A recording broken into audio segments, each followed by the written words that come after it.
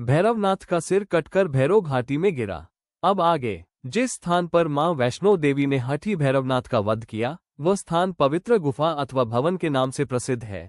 इसी स्थान पर मां महाकाली दाएं, मां महासरस्वती मध्य और मां महालक्ष्मी बाएं पिंडी के रूप में गुफा में विराजमान है। इन तीनों के सम्मिलित रूप को ही मां वैष्णो देवी का रूप कहा जाता है।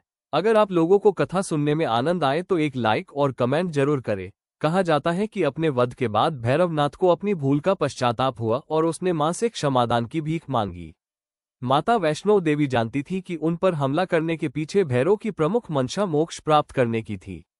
उन्होंने न केवल भैरव को पुनर्जन्म के चक्र से मुक्ति प्रदान की, बल्कि उसे वरदान देते हुए कहा कि मेरे दर्शन तब तक पूरे नहीं माने जाएंगे जब तक कोई भक्त मेरे बाद तुम्हारे दर्शन नहीं करेगा।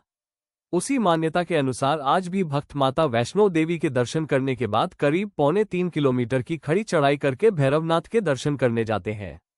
इस बीच वैष्णो देवी ने 3 पिंड, सिर सहित एक चट्टान का आकार ग्रहण किया और सदा के लिए ध्यानमग्न हो गई।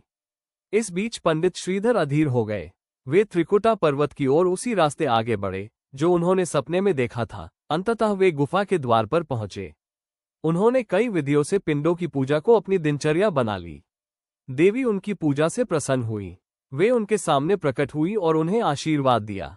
तब से श्रीधर और उनके वंशज देवी मां वैष्णो देवी की पूजा करते आ रहे हैं। आज भी 12 मास वैष्णो देवी के दरबार में भक्तों का तांता लगा रहता है।